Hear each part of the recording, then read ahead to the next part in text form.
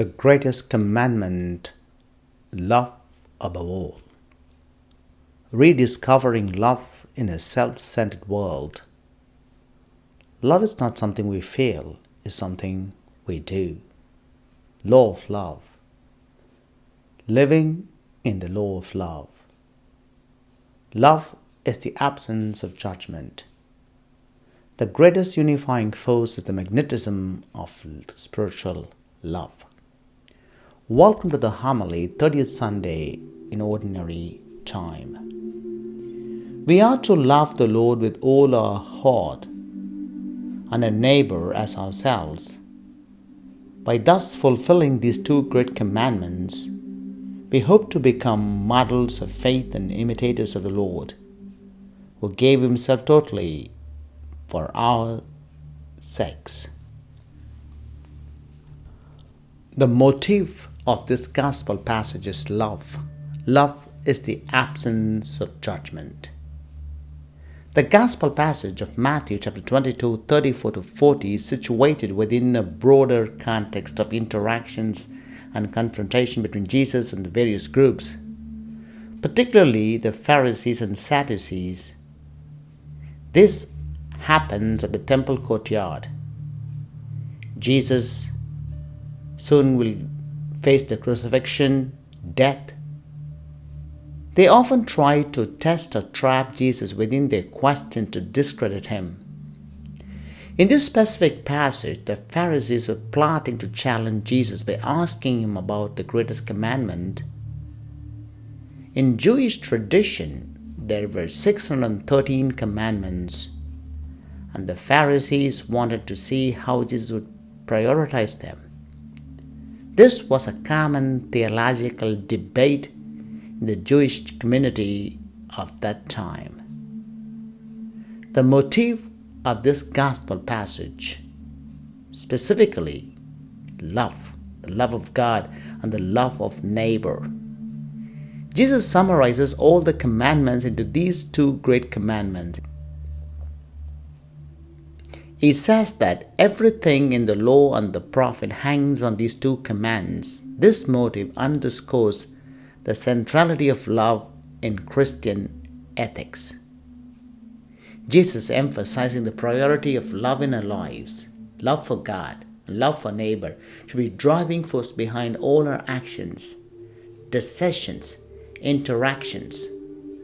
The gospel passage calls us to prioritize love over legalism, rules, and rituals. The main aspect of the gospel passage is love for God. Encourage your parishioners, encourage yourself to reflect on our relationship with God and how it can deepen our love for Him. Love for neighbor. Look into your lives and see the practical ways you can love your neighbor. Acts of kindness, love within the family, love within the community, and how love for neighbors has impacted the world. Love as a fulfillment of the law. Love is not just a single commandment, but fulfillment of all commandments. The law and the prophets hang on these two commandments. By examination of conscience, looking at your own life, let our lives be enabled as love the driving force behind our actions and decisions. May we consider this week the areas we might need to prioritize, rules and rituals over love and compassion. The core message of Jesus in this controversial passage is love. In Matthew chapter 22, we have three controversies. The first controversy, whether to pay taxes or not to Caesar. Again, the question was posed by Pharisees and Herodians in verse 17 of chapter 22. The second controversy was asked by the Sadducees in chapter 22, verse 27. In the resurrection, whose wife of the seven will she be? The third controversy is today's gospel, or this Sunday's gospel. Which commandment in the law is the greatest, asked by the lawyer in chapter 24, verse 34. The third controversy is the context of a gospel this week.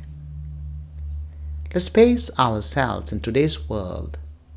How to rediscover love in a self-centered world? And what are the gospel values of love we need to take on? We live in a world of success, individualism, and self-centeredness. Jesus emphasizes on love, centers on love for God and love for neighbor. What is called for this week as a faithful worshiping community is to shift our focus from self-centeredness to God-centeredness. It's time to let go the ego towards God-centered life. We need to find practical steps, the values of love in our daily lives, concrete steps. I would recommend in prayer, in meditation, write down the concrete steps where the gospel values of love becomes a priority. Could be acts of kindness,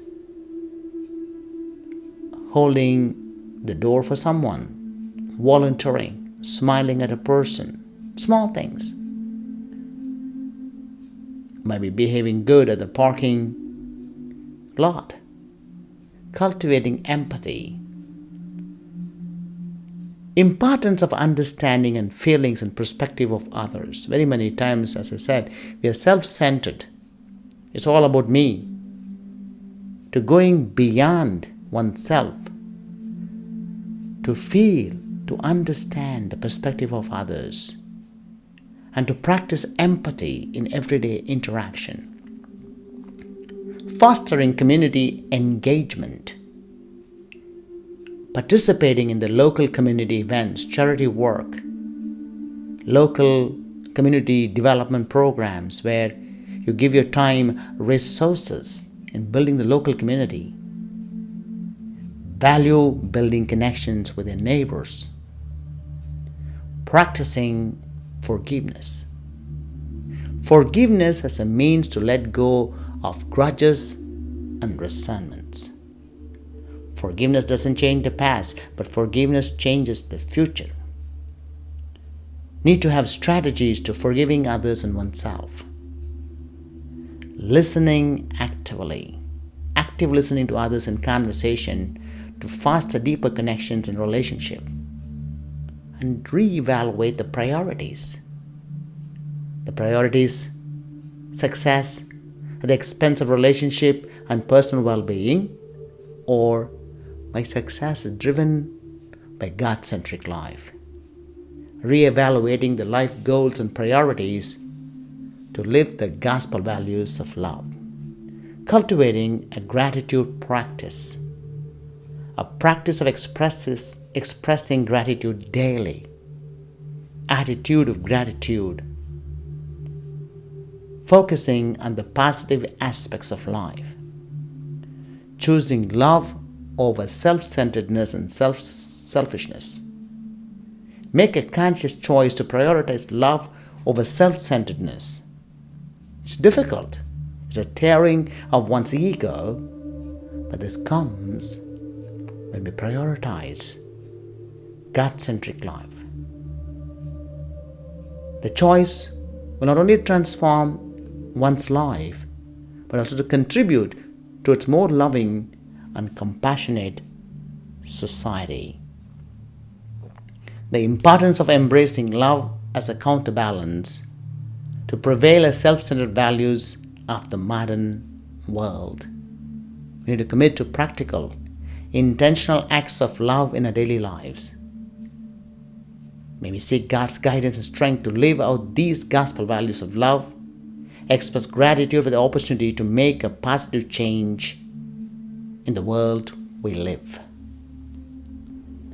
Let's look at the gospel passage from a different types of love.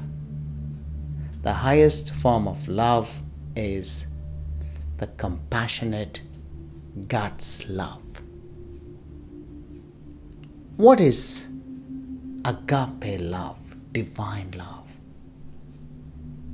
The first part of the greatest commandment, love the Lord your God with all your heart, soul, and mind, is an expression of divine, selfless, unconditional love. Love signifies a deep, reverent, unwavering devotion to God, acknowledging Him as the source of all love and goodness. We cannot change God, but we can change ourselves. Unfortunately, today, many Christians are angry with God because they are angry with themselves. The one way to love God is to love yourself, because God is unconditional. Filial love, or a brotherly love.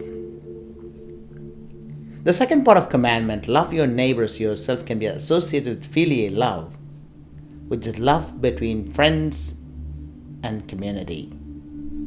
It encourages us to extend our love and compassion to those around us, treating them as we would want them to be treated, and fostering a sense of unity and friendship. Eros love, or romantic love. While not explicitly mentioned in this passage, Eros love, which is romantic or passionate love, can be seen as a reflection of the love we may have for God and our neighbors. It reminds us that love is not solely a duty, but also a source of passion and desire in our lives. Today, unfortunately, this love is so much portrayed in the social media, in the world. Storge love, a familial love. Storge love represents the love within families, including love between parents and children, siblings, relatives. It reminds us that love starts at home, that our families are the first place where we learn to love and care for others. Self-love. Love, which refers to self-love, can be seen as the foundation of ability to love others.